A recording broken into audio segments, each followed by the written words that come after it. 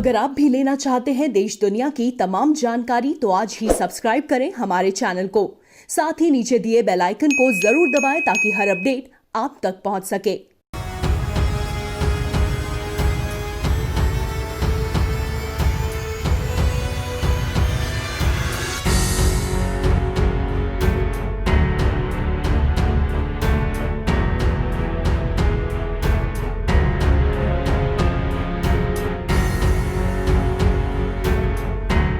नमस्कार, for Sakshi news network पर आप सभी का स्वागत है। सेनाध्यक्ष जनरल एमएम नरवणे आज लद्दाख पहुंचे। लद्दाख पहुंचकर सेनाध्यक्ष ने तैयारियों का जायजा लिया, हालात की समीक्षा की और जनरल नरवणे सेना के लेह अस्पताल भी पहुंचे। लेह अस्पताल में उन्होंने जो वहां पर हमारे घायल सैनिक हैं जो कि चीन के साथ हुई हिंसक झड़प के दौरान घायल हुए थे, उन घायल सैनिकों से मुलाकात की, उनका हालचाल जाना, उनके शौर्य की तारीफ की। इसके बारे में आपको विस्तृत रिपोर्ट देंगे और बताएंगे कि कैसे एलएसी पर अब आईटीबीपी की जो टुकड़ियां हैं वो और बढ़ाई जाएंगी ताकि निगरानी और सतर्कता और बढ़ाई जा सके। तो आईटीबीपी की कंपनियों को और वहां पर तैनात करने के लिए कहां से क्या बुलाया जा रहा है, किन किन कंपनियों को, इसके बारे में आपको जानकारी देंगे सरसरी तौर पर। और ये भी बताएंगे कि कैसे रूस ने आज चीन को आईना दिखाया और जो भारत और चीन के बीच में विवाद चल रहा है उसमें मध्यस्थता से इनकार कर दिया।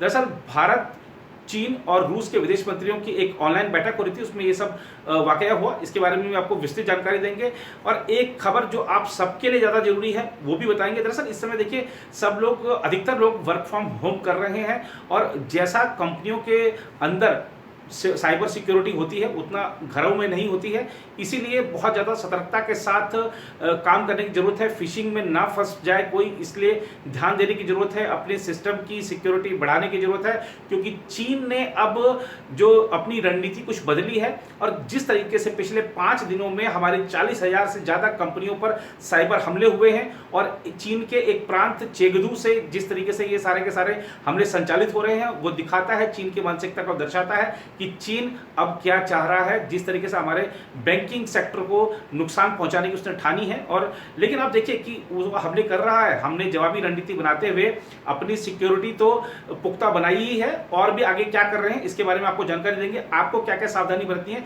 वो भी बताएंगे। लेकिन जरा पहले बात हो जाए कांग्रेस की।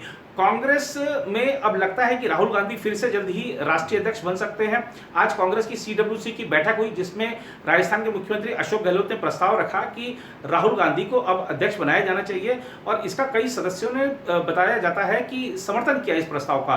दरअसल राहुल गांधी जिस तरह से हाल के दिनों में मोदी सरकार पर हमलावर है, चीन को लेकर हमलावर है, इससे पहले कोरोना वायरस, फिर लॉकडाउन को लेकर हमलावर थे, तो उससे लगता है कि अपनी सक्रियता, राजनीतिक सक्रियता उन्होंने फिर से बढ़ा दी है, चाहते हैं कि अध्यक्ष पद पर उनकी वापसी हो और राजस्थान के मुख्यमंत्री ने इसकी राह दिखा दी है। देखना होगा कि आगे आने वाले दिनों में क्या होता है। फिलहाल अगर बात करें सीडब्ल्यूसी की बैठक में, तो सीडब्ल्यूसी की जो बैठक थी वो पूरी तरीके से मोदी सरकार पर हमला निशाने के पर साधने तक ही सीमित रही। इस बैठक में सोनिया गांधी ने कहा कि चाहे अभी भारत चीन सीमा पर स्थिति की बात हो, चाहे कोरोना वायरस से निपटने की बात हो, लॉकडाउन में हालात संभालने की बात हो, सब में मोदी सरकार विफल रही है। और राहुल गांधी ने इस बैठक में ये भी कह दिया कि चीन का जो वर्जन है वो प्रधानमंत्री ने बोलकर हमारे सैनिकों के साथ विश्वासघात कर दिया है। और ऐसी ही बातें जो सीडब्ल्यूसी की बैठक में जो लोग थे उन्होंने भी आलोचना ही करी, तारीफ करने के लिए तो लोग बैठे नहीं थे। तो ये सारा का सारा मुद्दा आज मोदी सरकार को घेरने तक ही केंद्रित रहा। सीडब्ल्यूसी की बैठक में सेना के साथ खड़े होने की बात कही गई है। डॉक्टर मनमोहन सिंह जो कि भूतपूर्व प्रधानमंत्री हैं, उन्होंने कहा कि प्रधानमंत्री को और संभल कर बोलना चाहिए और अपने बयान में जो कुछ वो कल कह चुके थे, एक दिन पहले कह चुके थे, वही सब आज उन्होंने दोहराया। इसके अलावा बाबा रामदेव, जी हाँ, बाबा जी आज बूटी लेकर आए, कोरोना बूटी से निपटने की बूटी लेकर आए, लेकिन इस बूटी पर रोक लग गई है। दरअसल रामदेव ने ऐलान किया कि उन्होंने एक बहुत रिसर्च के बाद, बहुत अध्ययन के बाद कोरोना वायरस का इलाज खोज लिया है और कोरोनिल नाम की एक गोली उन्होंने पेश कर दी आज मंगलवार दोपहर संवाददाता सम्मेलन में। लेकिन आयुष मंत्रालय ने कहा कि आप पहले इस बूटी का या आपने जो गोली बनाई है इसका क्या फॉर्मूला है वो हमें दीजिए, सरकार जांच करेगी, उसके बाद ही आप इसको बिक्री कर पाएंगे। इसके विज्ञापन पर भी तुरंत प्रतिबंध लगाने की बात हुई है, तुरंत रोक लगाने की बात कही गई है। पतंजलि को बोला गया है कि आप इसका विज्ञापन का, आप इसका प्रचार ना करें, इस कोरोनिल दवा का। तो देखना होगा कि अब क्या होता है। हालांकि जहां तक रामदेव की कंपनी पतंजलि का बात है तो उन्होंने कहा है कि हमने आयुष मंत्रालय को सारा जो फॉर्मूला है उसको सौंप दिया है अब आयुष मंत्रालय क्या निर्णय लेता है, इस पर आगे आने वाले दिनों में सब चीज़ें सामने आएंगी। फिलहाल आपको लिए चलते हैं लद्दाख, जहां पर सेनाध्यक्ष जनरल MM नरवणे आज पहुंचे थे। देखते हैं वहां से क्या रिपोर्टें हैं, उसके बाद सिलसिलेवार कई महत्वपूर्ण रिपोर्टें हैं आपके लिए। सेना प्रमुख जनरल मनोज मुकुंद नरवणे ने मंगलवार को पूर्वी लद्दाख में सेना की तैयारियों का जायजा लिया। वह क्षेत्र के 2 दिवसीय दौरे पर हैं, जहां पिछले हफ्ते चीन की पीपुल्स लिबरेशन आर्मी के साथ हिंसक झड़प में 20 भारतीय सैनिक शहीद हो गए थे। सेना के अधिकारियों ने बताया कि लेह पहुंचने के तुरंत बाद जनरल नरवणे ने सेना के अस्पताल का दौरा किया, जहां 15 जून को गलवान घाटी में घायल हुए 18 सैनिकों का उपचार चल रहा है। उन्होंने कहा कि सेना प्रमुख ने लगभग सभी घायल सैनिकों से बातचीत की और बहादुरी के लिए उनकी प्रशंसा की। अस्पताल का दौरा करने के बाद नरवणे ने कमांडरों के साथ क्षेत्र में संपूर्ण सुरक्षा स्थिति की समीक्षा की और समझा जाता है कि उन्होंने चीन की तरफ से किसी भी तरह के दुस्साहस से निपटने के लिए उन्हें सतर्क रहने के निर्देश भी दिए। घटनाक्रम से अवगत लोगों ने यह जानकारी दी। पिछले हफ्ते air chief marshal RKS Bhadauria ने लद्दाख और श्रीनगर हवाई अड्डों का दौरा किया था और क्षेत्र में किसी भी स्थिति से निपटने के लिए भारतीय वायुसेना की तैयारियों की समीक्षा की थी। लेह रवाना होने से पहले जनरल नरवणे ने सेना के शीर्ष कमांडरों के 2 दिवसीय सम्मेलन के अंतिम सत्र में हिस्सा लिया। कमांडरों ने पूर्वी लद्दाख में स्थिति पर विस्तार से चर्चा की। लेह में जनरल नरवणे ने चीन से लगी संवेदनशील सीमा की सुरक्षा का जिम्मा संभालने वाली 14वीं कोर के प्रमुख लेफ्टिनेंट जनरल हरिंदर सिंह से भी विस्तृत बातचीत की थी। सोमवार को लेफ्टिनेंट जनरल हरिंदर सिंह ने चीन के साथ तनाव कम करने के लिए तिब्बत सैन्य जिले के कमांडर मेजर जनरल ल्यू लिन के साथ 11 घंटे बैठक की थी। बैठक में दोनों पक्ष पूर्वी लद्दाख में संघर्ष वाले सभी स्थानों से परस्पर सहमति के आधार पर पीछे हटने पर सहमत हुए। बहरहाल गलवान में 15 जून को संघर्ष होने के बाद सीमा पर स्थिति और खराब हो गई और दोनों पक्षों ने 3500 किलोमीटर लंबी सीमा के पास अधिकतर स्थानों पर तैनाती बढ़ा दी। सरकार ने रविवार को सशस्त्र बलों को पूरी छूट दे दी कि वास्तविक नियंत्रण रेखा के पास चीनी सैनिकों के किसी भी दुस्साहस का करारा जवाब दें। सेना पिछले 1 हफ्ते में सीमा के पास हजारों अतिरिक्त सैनिकों को भेज चुकी है। संघर्ष के बाद भारतीय वायुसेना भी लेह और श्रीनगर सहित कई मुख्य हवाई अड्डों पर सुखोई 30 MKI, जगुआर, मिराज 2000 विमान और अपाचे हेलीकॉप्टर तैनात कर चुकी है। पूर्वी लद्दाख में 5 और 6 मई को चीन और भारत के 250 सैनिकों के बीच हिंसक झड़प होने के बाद से स्थिति और खराब हो गई। उत्तर सिक्किम में 9 मई को इसी तरह की घटना के बाद पैंगोंग त्सो में भी हिंसक झड़प की घटना सामने आई। संघर्ष से पहले दोनों पक्ष इस बात पर सहमति जताते रहे थे कि सीमा मुद्दे का अंतिम समाधान होने तक सीमावर्ती इलाकों में शांति और स्थिरता बनाए रखना आवश्यक है। उधर भारत और चीन की सेनाओं के बीच झड़प के मद्देनज़र ITBP ने चीन से लगी वास्तविक नियंत्रण रेखा के पास विभिन्न स्थानों पर 40 कंपनियों को तैनात करना शुरू कर दिया है। अधिकारियों ने यह जानकारी दी। सीमा पर सैनिकों की संख्या बढ़ाने और अतिरिक्त गश्त के नए निर्देश के तहत भारत तिब्बत सीमा पुलिस SUV, घाटी में चलने वाले वाहनों, स्नो स्कूटर और ट्रकों जैसे अन्य संसाधनों को अग्रिम स्थानों के लिए भेज रही है। उन्होंने बताया कि पर्वतों पर लड़ाई के लिए प्रशिक्षित करीब 4000 जवानों की क्षमता वाली सभी इकाइयों को देश के विभिन्न इलाके में आंतरिक सुरक्षा की तैनाती से हटाया जा रहा है। आधिकारिक सूत्रों ने बताया कि ITBP की करीब 40 कंपनियों को हटाया गया है और लद्दाख तथा अरुणाचल प्रदेश समेत विभिन्न क्षेत्रों में LAC के पास अलग अलग स्थानों पर उन्हें एकत्र किया जा रहा है। उन्होंने कहा कि बल की अग्रिम इकाइयों को इन नई टुकड़ियों के लिए पृथकवास केंद्र तैयार करने को कहा गया है, क्योंकि वे मुख्य भूभाग से आ रहे हैं और कोरोना वायरस से संक्रमित होने के खतरे को नज़रअंदाज नहीं किया जा सकता। उन्होंने बताया कि 2 सप्ताह के पृथकवास के दौरान इन सैनिकों के पास ऊंचाई वाले क्षेत्रों में तैनाती के लिए तैयार होने का अवसर होगा, जहां पर तापमान 0 से बहुत नीचे होता है और ऑक्सीजन का स्तर कम होता है। कंपनियों और बटालियन का कमान संभालने वाले कुछ अधिकारियों को भी बल के 2 नए संचालन कमान चंडीगढ़ में पश्चिमी मुख्यालय और गुवाहाटी में पूर्वी मुख्यालय में तैनात किया जा रहा है। एक महानिरीक्षक को हाल में चंडीगढ़ में कमान का प्रभार दिया गया, जबकि गुवाहाटी में कमान की जिम्मेदारी दिल्ली के एक IG देख रहे हैं। सूत्रों ने बताया कि हाल में जम्मू समेत देश के विभिन्न स्थानों से ITBP की 15 कंपनियों को वापस बुलाया गया तथा दिल्ली, चंडीगढ़, छत्तीसगढ़ तथा कुछ अन्य स्थानों से उन्हें भेजा जा रहा है। इन 40 कंपनियों के अलावा संभावना है कि ऐसी 20 और कंपनियों को आगामी कुछ समय में भेजा जाएगा, ताकि लद्दाख में काराकोरम दर्रा से लेकर अरुणाचल प्रदेश में जाचेपला तक 180 सीमा चौकी और 50 अस्थायी बेस पर बल की अधिकतम मौजूदगी हो सके। उधर गलवान घाटी में भारत और चीनी सैनिकों के बीच हुई हिंसक झड़प के बाद रूस ने मंगलवार को दोनों देशों के बीच मध्यस्थता से इनकार करते हुए कहा कि अपने विवादों को हल करने के लिए दोनों देशों को किसी सहायता की जरूरत नहीं है।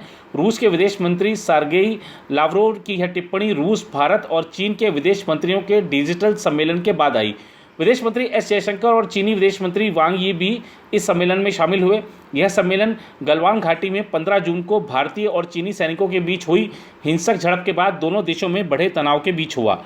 इस झड़प में 20 भारतीय सैन्यकर्मियों के मारे जाने के बाद क्षेत्र में पहले से अस्थिरता के माहौल के बीच तनाव और बढ़ गया था। लावरोव ने कहा, मुझे नहीं लगता कि भारत और चीन को किसी तरह की मदद, किसी तरह की सहायता की जरूरत है, खासतौर पर जो सीमा विवाद के समाधान को लेकर लक्षित हो। स्पुतनिक न्यूज ने लावरोव को उद्धृत करते हुए कहा, जैसे ही सीमा पर घटना हुई, मौके पर मौजूद सैन्य कमांड और विदेश मंत्रियों के बीच संपर्क बहाल किया गया और बैठक की गई। लावरोव ने कहा, जैसा मैं समझता हूं, यह संपर्क जारी है और किसी भी पक्ष ने ऐसा कोई बयान नहीं दिया है जिससे यह संकेत मिले कि वह सामान्य रूप से स्वीकार्य रुख पर आधारित बातचीत के इच्छुक नहीं है। हम स्वाभाविक रूप से उम्मीद करते हैं कि यह इसी तरह जारी रहेगी। भारत और चीन अपने सीमा विवाद के शांतिपूर्ण समाधान में किसी तीसरे पक्षी भूमिका को खारिज कर चुके हैं। रूस के दोनों देशों से करीबी रिश्ते हैं। रूस ने पिछले हफ्ते झड़प पर चिंता जाहिर की थी, लेकिन उम्मीद जताई थी कि उसके करीबी सहयोगी विवाद का समाधान खुद तलाश सकते हैं। द्वितीय विश्व युद्ध में नाजियों की हार की 75वीं वर्षगांठ पर बुधवार को लाल चौक पर होने वाली परेड के लिए रक्षा मंत्री राजनाथ सिंह अभी मॉस्को में हैं। उधर चीन के हैकरों ने भारतीय सूचना प्रौद्योगिकी संरचना और बैंकिंग सेक्टर पर पिछले 5 दिनों में 40,000 से अधिक साइबर हमले किए। यह जानकारी मंगलवार को महाराष्ट्र पुलिस के एक वरिष्ठ अधिकारी ने दी। राज्य पुलिस की साइबर शाखा महाराष्ट्र साइबर के अधिकारियों ने बताया कि इंटरनेट का उपयोग करने वाले लोगों को इस तरह के हमले से सतर्क रहना चाहिए और अपने आईटी सिस्टम का साइबर सुरक्षा ऑडिट कराना चाहिए। साइबर शाखा के विशेष पुलिस महानिरीक्षक यशस्वी यादव ने कहा कि पूर्वी लद्दाख में दोनों देशों की सेनाओं के बीच तनाव के बाद ऑनलाइन हमले बढ़े हैं। उन्होंने कहा कि महाराष्ट्र साइबर ने इन प्रयासों की सूचना जुटाई और उनमें से अधिकतर चीन के चेंगदू इलाके से पाए गए। उन्होंने कहा, हमारी सूचना के मुताबिक पिछले 4-5 दिनों में भारतीय साइबर स्पेस के संसाधनों पर साइबर हमले के कम से कम 40,300 प्रयास हुए। यशस्वी यादव ने कहा कि हमले का उद्देश्य सेवा देने से मनाही, इंटरनेट प्रोटोकॉल को हाईजैक करना और जाल में फंसाना शामिल है। आईजीपी ने कहा कि भारत के इंटरनेट उपयोगकर्ताओं को इस तरह के हमले पर ध्यान देना चाहिए, ठोस फायरवॉल बनाना चाहिए और साइबर सुरक्षा ऑडिट कराना चाहिए। महाराष्ट्र के साइबर अधिकारियों के मुताबिक इन हैकर्स के पास करीब 20 लाख भारतीय ईमेल आईडी होने का संदेह है। उन्होंने कहा कि भारत सरकार के अधिकारियों के साथ ही निजी इंटरनेट उपयोगकर्ताओं को इन हमलों से सुरक्षा करनी चाहिए, जहां फर्जी ईमेल या संदेश भेजकर गोपनीय पासवर्ड या पासकोड हासिल करने का प्रयास किया जाता है।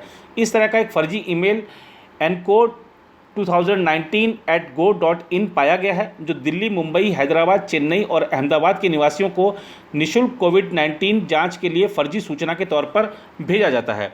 उधर इंडिया बुल्स समूह पर रैंसमवेयर, एक प्रकार का इंटरनेट वायरस साइबर हमला हुआ है। इसमें कंपनी की कुछ अहम जानकारियां लीक की गई थी। हालांकि समूह ने प्रभावित प्रणाली के दुरुस्त कर लिए जाने की जानकारी दी। समूह का कहना है कि भविष्य में ऐसी घटनाओं को रोकने के लिए हमले का विश्लेषण किया जा रहा है।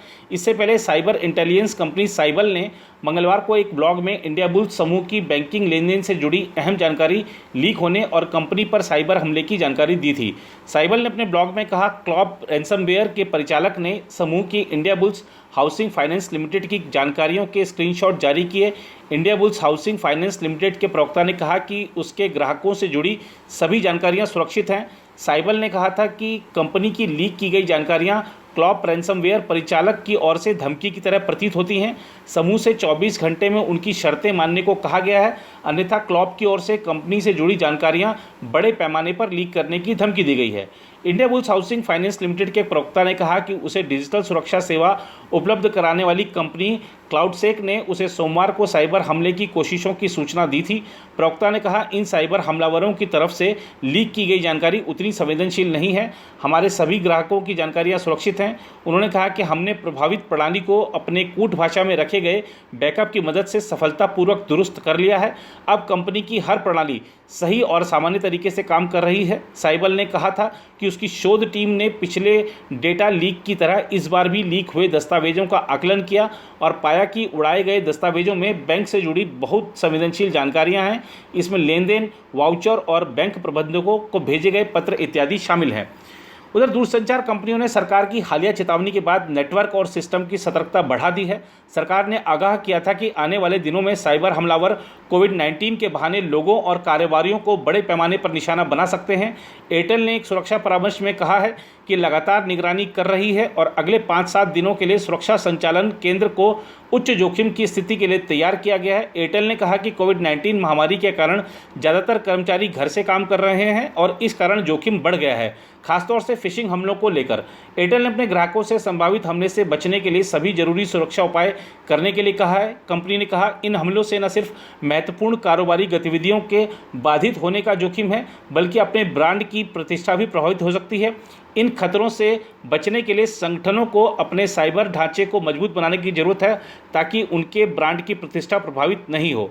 विभिन्न रिपोर्टों का हवाला देते हुए एयरटेल ने चेतावनी दी कि ईमेल फिशिंग हमले, संदिग्ध web page, internet link, network से जुड़े अनअपडेटेड सिस्टम और आईडी चोरी के जरिए साइबर हमले शुरू किए जा सकते हैं। कंपनी ने सुझाव दिया है कि घर से काम करने वाले सभी कर्मचारियों को एंटीवायरस और अन्य सॉफ्टवेयर पैच अपडेट करने की सलाह दी जाए और उन्हें नियमित अंतराल पर इस बारे में जागरूक किया जाए। संपर्क करने पर वोडाफोन आइडिया के एक प्रवक्ता और रिलायंस जियो के एक सूत्र ने कहा कि सतर्कता के स्तर को बढ़ा दिया गया है। पिछले सप्ताह भारत की साइबर सुरक्षा की नोडल एजेंसी CRT.in ने संभावित फिशिंग हमले को लेकर चेतावनी जारी की थी। उधर रक्षा मंत्री राजनाथ सिंह, जो कि इस समय मॉस्को में है और रूस की जो विक्ट्री डे परेड है उसमें शामिल होने के लिए, उन्होंने आज जब रूसी के अधिकारियों से, मंत्रियों से बातचीत की तो वहाँ पर जो हमारे जो रक्षा करार हैं उसकी बातचीत हुई कि हमने जो आपसे डील की है, हमारे जो आर्म्स हैं उनको जल्द से जल्द सौंपा जाए। और वो भरोसा दिलाया गया राजनाथ सिंह जी को कि जल्द से जल्द चीज़ें सौंपी जाएंगी और ताकि भारत की जो सैन्य क्षमता में और इजाफा हो सके। इसके अलावा पंजाब सरकार ने आज एक बड़ा निर्णय लिया है और कहा है कि जो रेस्तरां है वहाँ पर बैठ के खा सकेंगे, लेकिन 50% ही वहाँ पर जो बैठने की जो कैपेसिटी है उसमें 50% ही लोग वहाँ पर रहने चाहिए। बारात घरों में इजाज़त दी गई है वैसी 50% के साथ में। इसके अलावा आपको एक और जो रोचक खबर है उससे आज के इस बुलेटिन का अंत करेंगे। दरअसल अनलॉक 1 में आपने देखा कि किस तरह से सब कुछ खुल चुका है, धीरे धीरे अर्थव्यवस्था पटरी पर आ रही है। लोगों ने भी अब चूंकि ऑफिस कई लोगों के खुल गए हैं, लोगों ने ऑफिस जाना शुरू कर दिया, बाहर निकलना शुरू कर दिया है, तो हर चीज़ की जो सेल है वापस धीरे धीरे रफ्तार पकड़ रही है। लेकिन मास्क ने लिपस्टिक की बिक्री पर बहुत बुरी तरह से धक्का पहुंचाया है। लिपस्टिक बेचने वाली कंपनियों का, बनाने वाली कंपनियों की तरफ से एक बात सामने आई है कि अब इसकी बिक्री बहुत घट गई है। जो ऑनलाइन मंगाते थे वहाँ भी ऑनलाइन मंचों ने भी इस बात का पुष्टि की है कि लिपस्टिक की बिक्री घट गई है, क्योंकि लोग मास्क लगा रहे हैं, मास्क के नीचे लिपस्टिक लगाई है आपने, नहीं लगाई है, इससे कोई फर्क नहीं पड़ता। तो ये एक आज की एक रोचक खबर थी जिसे हमने सोचा कि आपके साथ साझा किया जाए। फिलहाल इस बुलेटिन में इतना ही। बाकी देश सुनिए खबरों के लिए बने रहिए आप प्रभा साक्षी के साथ।